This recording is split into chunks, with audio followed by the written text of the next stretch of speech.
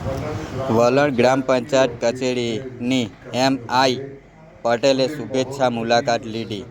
એમ.આઈ. પટેલ દ્વારા વલણ ગ્રામ પંચાયતના નવનિયુક્ત સરપંચ ચિરાગ ટુડા અને વલણ ગ્રામ પંચાયતના તમામ ચૂંટાયેલા સભ્યોની મુલાકાત કરી અભિનંદન પાઠવ્યા હતા. સાથે સાથે નવનિયુક્ત સરપંચ અને તેઓની ટીમ ગામના વિકાસના કાર્યોની સહકાર આપી ગામ પ્રગતિ થઈ जाए ये माटे मार्गदर्शन आप्યું હતું। शुभकामनाएं है मेरी कि आप इस गांव में बहुत अच्छे तरीके से काम कर सकेंगे और लोगों में अपना नाम रोशन करेंगे।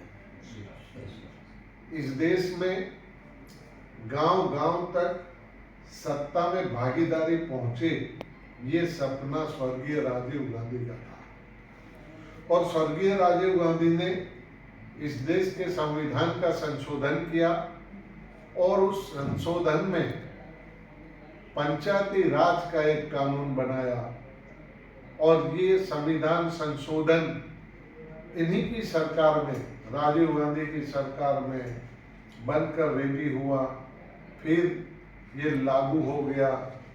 आज इस देश में करीब 6 लाख गांव है, 6 लाख के ऊपर थोड़ा है, और 6000 ब्लॉक है और 720 जिले